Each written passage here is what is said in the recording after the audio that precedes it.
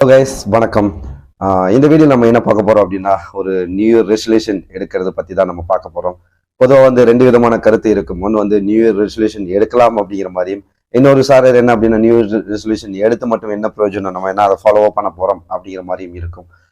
பொதுவாக பார்த்தீங்க அப்படின்னா நியூ இயர் ரெசல்யூஷன் எடுக்கிறது ரொம்ப நல்லது அப்படிங்கிறது நான் ஒரு கருத்தா சொல்லுவேன். அப்படின்னா நம்ம வந்து ஒரு நியூ ரெசல்யூஷன் அப்படின்னு சொல்லி ஒரு கருத்தை உள்வாங்கி அதை வந்து கொஞ்ச நாளைக்கு பயன்பாட்டு கொண்டு வரும்போது அதுல நிறைய நன்மைகள் இருக்கு. எடுக்கக்கூடிய ரெசல்யூஷன் வந்து நம்ம ஒரு 1 இயருக்கு எடுக்கிற அப்படின்னா ஃபுல் டைமா பண்ண முடியும் அப்படின்னா கூட ஒரு 4 மாசம் 3 மாசம் 2 மாசம் இந்த மாதிரி பண்ணும்போது அதுவுமே ஒரு பெரிய வெற்றி தான் இல்லையா? நம்ம எதுவுமே பண்ணாம இருக்கிறத விட ஏதாவது பண்ணும் பொழுது அது மிகப்பெரிய மாற்றத்தை வந்து ஏற்படுத்தும். ஓகே, ஸோ ஒவ்வொரு வருடமும் வந்து எனக்குள்ள நான் வந்து ரெசல்யூஷன் வச்சுக்கிறது ரொம்ப ரொம்ப அவசியமா நான் பண்ணிட்டு இருக்கேன். போன வருஷம் பார்த்தீங்க அப்படின்னா ஒரு 100 புத்தகம் வந்து படிக்கணும், ஃபினான்சியல் ரிலேட்டடா புத்தகங்கள் வந்து படிக்கணும் அப்படிங்கிறது நான் எடுத்துக்கிட்ட ரெசல்யூஷன். ஆனா வந்து நான் ஒரு படிச்சது பாத்தீங்க அப்படின்னா ஒரு 10 புத்தகம் தான் வந்து நான் படிச்சிருப்பேன். அது சார்ந்த புத்தகங்கள் தான் படிச்சிருப்பேன். ஆனா யூடியூப்ல பாத்தீங்கன்னா அது சார்ந்த வீடியோஸ் வந்து நிறைய இருக்கு. அதுலயே வந்து நிறைய பெஸ்ட் ஆத்தர்ஸ் அவங்க பண்றது, பெஸ்ட் புக்ஸ், அதுக்கு உண்டான ஆடியோ புக்ஸ், அந்த மாதிரிலாம் நிறைய இருக்கு. ஸோ அது எல்லாத்தையுமே நான் வந்து பயன்படுத்தினேன். மொரலஸ் பார்க்கும்போது அப்படின்னா என்னுடைய பிளான் என்னவா இருந்தது அப்படின்னா ஃபினான்சியல் ரிலேட்டட் நம்மளுடைய நாலேஜை டெவலப் பண்ணும் அப்படிங்கிறதா என்னுடைய மைய கருத்தா இருந்துச்சு. ஸோ அதை நோக்கி நான் பயணிச்சேன், நிறையான விஷயங்கள் தெரிஞ்சுக்கிட்டேன். ஒவ்வொரு அடியா எடுத்து வச்சு நான் போயிட்டு இருக்கேன். கொஞ்சம் எக்ஸ்பீரியன்ஸ் வந்து கெயின் ஆனதா ஃபீல் பண்றேன்.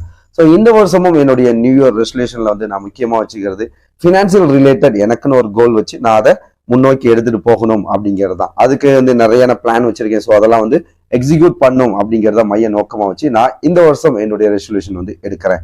ஓகே, ஸோ பொதுவாக வந்து ரெசல்யூஷன் எடுக்கிறது நல்லது அப்படின்னு சொல்லி நான் என்னுடைய இறுதியான கருத்தை சொல்லிட்டு, அதுக்கப்புறம் பார்த்தீங்கன்னா ரெசல்யூஷன்ல ஒரு உறுதிமொழியா எந்தெந்த ஏரியாஸ் நம்ம எடுக்கலாம் அப்படின்னு பார்த்தீங்க அப்படின்னா, நம்ம வாழ்க்கை எது சார்ந்ததா இருக்கும்? ஒன்று வந்து உடல் மன ஆரோக்கியம் சார்ந்ததா இருக்கும். பொதுவாக சொன்னோம்னா ஆரோக்கியத்தை சார்ந்ததா இருக்கும். இன்னொன்று படிப்பை சார்ந்ததா இருக்கும். இன்னொன்று தொழில் சார்ந்ததா இருக்கும். இன்னொன்று திருமணம் சார்ந்ததா இருக்கும். இன்னொன்னு பாத்தீங்க அப்படின்னா நம்மளுடைய பொருளாதாரம் சார்ந்ததா இருக்கும். இன்னொன்னு நம்மளுடைய சமூகம் சார்ந்ததா இருக்கும். ஸோ இந்த அளவுக்கு தான் ஒரு பெரிய கேட்டகரியா பிரிச்சு அப்படின்னா இந்த மாதிரிதான் நம்ம பிரிச்சுக்கலாம். இப்ப நம்ம எந்த ஸ்டேஜ்ல இருக்கோம் அப்படிங்கிறது ரொம்ப இம்பார்ட்டன்ட். ஒரு 10th ஸ்டாண்டர்ட் 12th ஸ்டாண்டர்ட் இருக்கிற பையனுக்கு வந்து படிப்பு ரொம்ப இம்பார்ட்டன்ட். அப்ப அவனுடைய ரெசல்யூஷன்ல பெருசா இருக்கக்கூடியது வந்து படிப்பா தான் இருக்கும். அதை முடிச்சுட்டு காலேஜ் டிகிரி முடிச்சவங்களுக்கு வந்து ரொம்ப முக்கியமானது இருக்கக்கூடியது வேலை வந்து ரொம்ப முக்கியமானது இருக்கும். தொழில் வந்து ரொம்ப அவசியமானது. அவங்களோட ரெசல்யூஷன்ல முக்கிய பங்கு இருக்கக்கூடியது அந்த தொழிலா இருக்கும். அதை நம்ம வந்து எப்படி டிவைட் பண்றது அப்படிங்கிறது. ஓகே, இந்த ரெண்டையும் வந்து சக்சஸ் பண்ணவங்களுக்கு வந்து லைஃப் பார்ட்னர் வந்து ரொம்ப இம்பார்ட்டன்ட். அப்ப அதுக்கான அவங்க பிளான் பண்ணுவாங்க, அது எப்படி பண்றது, என்ன மாதிரி பண்றது. ஓகே, அந்த மேரேஜுக்கு முன்னாடியே நம்ம செய்ய வேண்டிய கடமைகள்லாம் என்னென்ன, இந்த மாதிரிலாம் இருக்கு. ஸோ அது எப்படி பண்றது அப்படிங்கிற மாதிரி. அப்புறம் பொதுவா பாத்தீங்க அப்படின்னா உங்களுக்கு வந்து ஃபினான்சியல் ஃப்ரீடம் வந்து எல்லாத்துக்குமே தேவைப்படும். ஃபினான்சியல் நோக்கி வந்து ஒவ்வொருத்தவங்களும் தன்னுடைய அடியை நோக்கி எடுத்து வைப்பாங்க. வாழ்க்கையை நோக்கி போறதுக்கு அது ரொம்ப அவசியமான ஒண்ணு. ஓகே, ஸோ இந்த மாதிரி பெரிய டாபிக் வச்சுட்டு அதை நோக்கி நம்மளுடைய ரெசல்யூஷன் வச்சுக்கிறது ரொம்ப ரொம்ப நல்லது. இப்ப நான் வந்து ஒரு சின்னதா வந்து உங்களுக்கு ஒரு மைண்ட் மேப் வந்து போட்டு காட்டுறேன், ரெசல்யூஷன் வந்து எப்படி வைக்கிறது அப்படின்னு சொல்லி.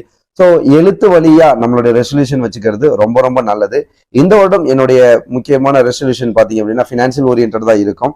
ஸோ உங்களுக்கு நீங்க எந்த ஸ்டெப்ல இருக்கீங்க, அதுக்கு எப்படி தயாராகிறது அப்படிங்கிறது இப்போ நான் ஒரு மைண்ட் மேப் மாதிரி போட்டு காட்டுறேன். அது உங்களுக்கு ரொம்ப பயனுள்ளதா இருக்கும். வாங்க அது எப்படி அப்படிங்கிறத பார்ப்போம். அப்படி வாழ்க்கையோட மைய நோக்கம்னு பார்த்தீங்க அப்படின்னா ஒன்று வந்து என்ன இருக்கும் அப்படின்னா ஹாப்பியா இருக்கிறது தான். ஓகே, அதான் வந்து சாக்ரட்டிஸ் இதை கேட்கும் பொழுது சொன்னாங்க, what is the purpose of life அப்படின்னு சொல்லி. அவருடைய ஒரே பதில் என்ன அப்படின்னா, the purpose of life is to be happy அப்படின்னு சொல்லி. So end of the day எல்லாத்தோடைய ஓடுதலும் தேடலும் எல்லாமே என்னன்னா இந்த மகிழ்ச்சி அப்படிங்கிற ஒரு மைய கருத்தை நோக்கி தான் ஓடிக்கிட்டு இருக்கோம். ஸோ நம்ம செய்யற எந்த செயலா இருந்தாலும் சரி மைய நோக்கம் வந்து இதுவாக தான் இருக்கும். ஓகே, ஸோ நம்மளுடைய வாழ்க்கையிலையும் வந்து இது தேவைப்படுது. அப்ப ஒரு பொதுவாக பிரிச்சோம் அப்படின்னா நம்மளுடைய எந்தெந்த செயல்லாம் வந்து அதிக கவனம் செலுத்துறோம் அப்படின்னு பாத்தீங்கன்னா முதல்ல பாத்தீங்கன்னா ஹெல்த் வந்து ரொம்ப இம்பார்ட்டன்ட். ஓகே, ஹெல்த் இல்லையா, இதுக்கு வந்து நம்ம வந்து கான்சன்ட்ரேட் பண்ணுவோம். அடுத்தது பாத்தீங்க அப்படின்னா எஜுகேஷன். ஸோ இது ஏஜுக்கு ஏற்ற மாதிரி நீங்க உங்களுடைய டிஃபரன்ஷியேஷன் வந்து வச்சுக்கலாம். ஓகே, அடுத்தது பாத்தீங்கன்னா எஜுகேஷன் ரொம்ப இம்பார்ட்டன்ட். அடுத்தது பாத்தீங்கன்னா ஜாப், ரைட். அடுத்தது பாத்தீங்க அப்படின்னா வந்து லைஃப் பார்ட்னர், ரைட். அதுக்கு அடுத்தது பாத்தீங்கன்னா ஃபினான்சியல். லாஸ்டா பாத்தீங்கன்னா சோஷியல், இது நம்ம செய்ய வேண்டியது சோஷியல் ஒர்க்கு. ஸோ இந்த மாதிரி இதுதான் வந்து ஒரு பேசிக்கா நம்ம வந்து வச்சுக்கலாம். இப்போ எந்த ஏரியாவில் நம்ம எந்த ஏஜ்ல இருக்கோம் அப்படிங்கிறது ரொம்ப ரொம்ப இம்பார்ட்டன்ட். இந்த ஹெல்த் பாத்தீங்க அப்படின்னா வந்து மோரலஸ் எல்லோருக்குமே வந்து இது ஒரு இம்பார்ட்டன்டான ஒன்று ஏரியா. ஒரு 5 வயசுல நம்ம ஸ்டார்ட் ஆகுறது அப்படின்னாலும் சரி, 50 வயசுக்கு மேல இருக்கவங்களுக்குலாம் சரி, இந்த ஹெல்த் வந்து ஒரு மேஜர் டாபிக்காவே இருக்கும். ஹெல்த் பாத்தீங்க அப்படின்னா எத்தனை பிரிவா பிரிக்கலாம்? ஒன்று பாத்தீங்க அப்படின்னா வந்து ஒன்று பிசிக்கல், ரைட். அடுத்தது பாத்தீங்கன்னா மென்டல், மென்டல் ஹெல்த், மன ரீதியாகவும் உடல் ரீதியாகவும் ஸ்ட்ராங்கா இருக்கணும், ரைட். இதுக்கு என்ன பண்ணோம் அப்படின்னா பிசிக்கலுக்கு வந்து நம்ம என்ன பண்ணோம், டூயிங் எக்ஸசைஸ் வந்து ரொம்ப இம்பார்ட்டன்ட். ஓகே, எக்ஸசைஸ் எக்ஸசைஸ் வந்து ரொம்ப இம்பார்ட்டன்ட். அப்புறம் பாத்தீங்கன்னா ஃபுட் வந்து ரொம்ப இம்பார்ட்டன்ட். இந்த எக்ஸசைஸ்லேயே பாத்தீங்க அப்படின்னா இப்படிதான் நம்ம வந்து நம்ம டிவைட் பண்ண வேண்டியதா இருக்கும், ரைட். இதுல பாத்தீங்க அப்படின்னா யோகா இருக்கக்கூடிய எக்ஸசைஸ் பண்ற மாதிரி இருக்கும். அடுத்தது வந்து ஜிம் ஒர்க் அவுட் பண்றது எக்ஸசைஸ் இருக்கும். அடுத்தது ரன்னிங் வந்து இருக்கும். அடுத்தது பாத்தீங்க அப்படின்னா இந்த மென்டல் ஹெல்த்துக்கு வந்து வாட் இஸ் மைண்ட் அப்படின்னு நம்ம வந்து தெரிஞ்சுக்கணும். மனம்னா என்ன அப்படின்னு சொல்லி நாம தெரிஞ்சுக்கணும். நம்மள நிறைய பேத்துக்கு வந்து இது வந்து தெரியாது. ஓகே, இது தெரிஞ்சாதான் வந்து நம்மளுடைய ஒரு ஹாப்பினஸ்க்கு வந்து மூல ஆதாரமாவே இருக்கும். What is mind is a very important. இதுக்கு வந்து ஒரு தேடல் வேணும். அதுக்கு வந்து நம்ம வந்து பயிற்சி பண்ண வேண்டியது ரொம்ப இம்பார்ட்டன்ட். அதுக்கு என்ன பிரீத்திங் எக்ஸசைஸ் வந்து பண்ற மாதிரி இருக்கும். அடுத்தது மெடிடேஷன் வந்து பண்ற மாதிரி இருக்கும். ஸோ இதெல்லாம் வந்து பேசிக்கான ஹெல்த் ஓரியன்டா விஷயம். அப்ப இந்த இயர்ல வந்து நாம செய்ய வேண்டியது உங்களுக்குள்ள இதை ஒரு பேஸா வச்சுக்கிட்டு உங்களுக்குள்ள இப்ப நீங்க வெயிட் ரொம்ப கம்மியா இருக்குன்னா வெயிட் இன்க்ரீஸ் பண்றது உங்களுக்கு டார்கெட் இருக்கலாம். இல்ல வெயிட் அதிகமா இருக்கு அப்படின்னா நீங்க வெயிட்டை வந்து குறைக்கிறது வந்து பெரிய டார்கெட்டா இருக்கலாம். ஆனா இந்த ஸ்ட்ரக்சர் அடிப்படையில் தான் பண்ணணும். ஓகே, இப்போ ஹாப்பினஸ்க்கு வந்து மைய நோக்கமா இருக்கிறது வந்து மென்டல் ஹெல்த். மென்டல் ஹெல்த்துக்கு வந்து நம்ம என்ன பண்ணோம், வாட் இஸ் மைண்ட், மைண்ட்னா என்ன அப்படிங்கிறது, மனம்னா என்ன, எண்ணங்கள்னா என்ன, செயல் என்ன, எண்ணங்கள் வந்து எப்படி உருவாகிறது, அந்த விருப்பமும் பயமும் வந்து எப்படி நம்மளை வந்து வழி நடத்திட்டு போகுது, நமக்கு உள்ள போடுற இன்ஃபர்மேஷன் எந்த மாதிரிலாம் இருக்கணும், இந்த ரெசல்யூஷன் ஏன் இம்பார்ட்டன்ட் அப்படிங்கிற இந்த மனத்தோட சேர்ந்து நம்ம பண்ணும்பொழுதே வந்து நிறைய விஷயங்கள் தெரிஞ்சுக்க வரும். அப்ப இது சார்ந்த விஷயங்கள் நம்ம யோசிக்கணும். ஓகே, அடுத்தது பாத்தீங்கன்னா இப்ப ஸ்டூடெண்ட்ஸா இருக்கும்போது வந்து எஜுகேஷன் வந்து ரொம்ப இம்பார்ட்டன்டா இருக்கும். ஓகே, அடுத்தது பாத்தீங்க அப்படின்னா ஒர்க் பண்ற அடுத்த ஸ்டேஜ்ல இருக்கவங்களுக்கு ஜாப் வந்து ரொம்ப இம்பார்ட்டன்டா இருக்கும். அப்ப இதுல வந்து நீங்களே உருவாக்கணும், ரைட்டா. என்னென்ன நம்ம இப்ப எந்த பொசிஷன்ல இருக்கோம், எந்த பொசிஷனுக்கு ஆசைப்படுறோம், இப்ப என்ன பண்ணுனா வந்து இந்த பொசிஷனுக்கு வந்து போக முடியும் அப்படிங்கிற ஒரு கால்குலேஷன். ஓகே, அடுத்தது வந்து லைஃப் பார்ட்னர், நமக்கு ஏற்ற மாதிரி ஒரு லைஃப் பார்ட்னர் வந்து எப்படி தேர்ந்தெடுத்து நமக்கு நாமே வந்து மேரேஜ் பண்றது, அப்படி அவங்கள வந்து நமக்கு ஏற்ற மாதிரி செட் பண்ண வச்சு நம்மளுடைய பெற்றோர்கள் இவங்கெல்லாம் பேசி சரியான அணுகுமுறையில எப்படி வந்து பார்ட்னரா ஆக்குறது அப்படின்னு சொல்லி. அடுத்தது பாத்தீங்கன்னா financial problem, financial area. So என்னுடைய கான்சன்ட்ரேஷன் பார்த்தீங்கன்னா இது எல்லாத்துலேயும் ஓரளவுக்கு நான் வந்து சாட்டிஸ்ஃபைடாக இருக்கிறதா ஃபீல் பண்ணுறேன். இப்போ நான் வந்து கான்சன்ட்ரேட் பண்ணுறது அதிகமாக தான்.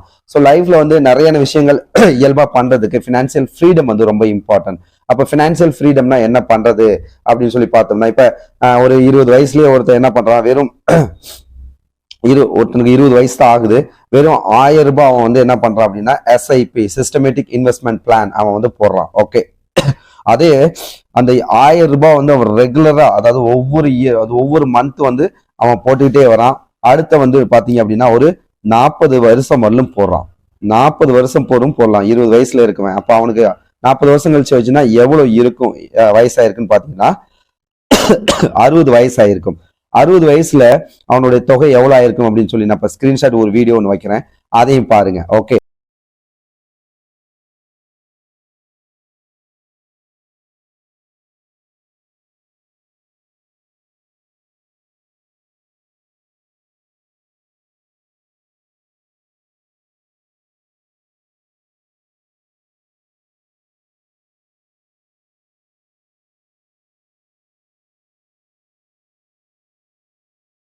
ஸோ ஓவரால் பார்க்கும்போது ஒரு 1000 ரூபாய்ங்கிறது இவ்வளோ பெரிய அமௌண்ட் ஆகுது. நீங்க அந்த வீடியோ நான் அப்லோட் பண்ணும்போது அதுல பாத்தீங்கன்னா தெரியும், ஏறக்குறைய கோடி கணக்குல வந்து இங்க வந்துடும். எப்படின்னா இந்த 40 வருஷத்துல சிஸ்டமேட்டிக் ஒரு முறைப்படி அவன் பண்றனால வெறும் 12% தான், அதிகமா 15, 20, 25 அதெல்லாம் எதுவும் கிடையாது. இதெல்லாம் இருக்கு.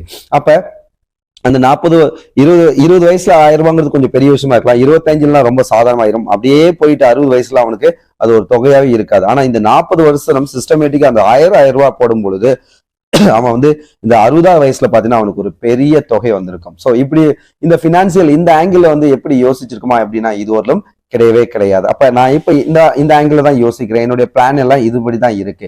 அப்போ உங்களுடைய தேடலும் இதுபடிதான் இருக்கணும். அப்போ உட்காந்து யோசிக்கணும் எப்படி பண்ணலாம்.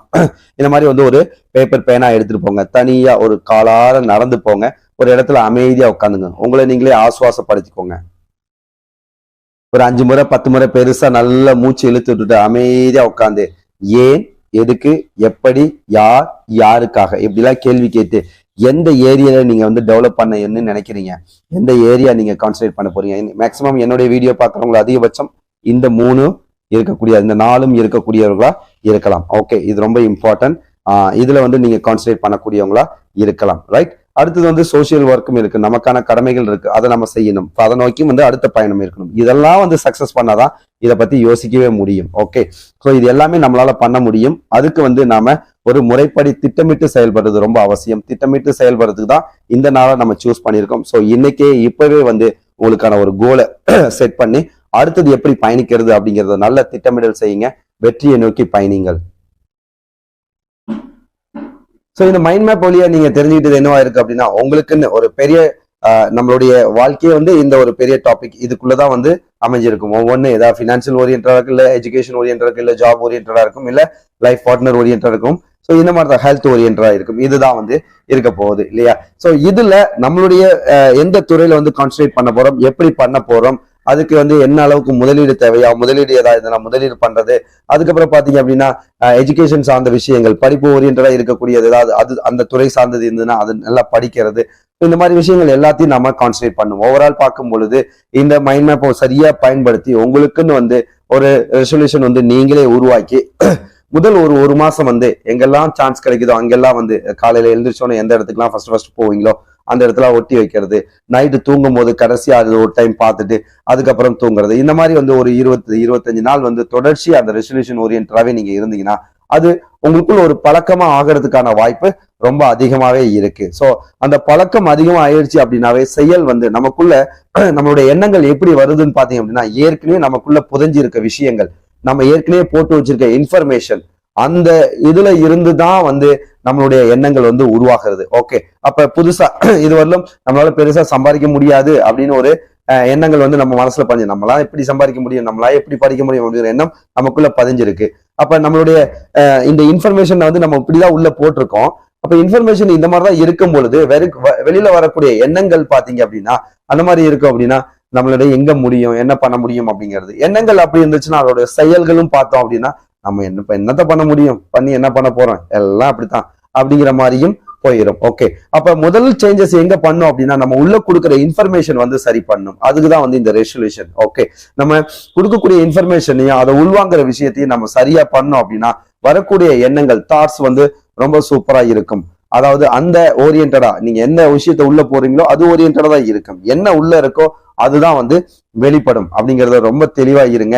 அதனாலதான் வந்து ரெசல்யூஷன் ரொம்ப இம்பார்ட்டன்ட். நீங்க போடக்கூடிய விஷயங்கள் இருந்துதான் வந்து எண்ணங்கள் உருவாகும், எண்ணங்கள் இருந்துதான் செயல்கள் உருவாகும், செயல்கள் இருந்துதான் வாழ்க்கை வந்து உருவாகும். ஒட்டுமொத்தமான ஒரு வளமான நலமான வாழ்க்கைக்கு வந்து ரெசல்யூஷன் ரொம்ப அவசியம். இன்னைக்கு நீங்க எடுத்துக்கொள்ளக்கூடிய இந்த ரெசல்யூஷன் வந்து உங்க அடுத்த 1 இயருக்கு வந்து பெரிய அளவுல ஹெல்ப்ஃபுல்லா இருக்கும். ஸோ உங்க எல்லோருக்கும் என்னுடைய இனிய புத்தாண்டு நல்வாழ்த்துக்கள். Happy new year.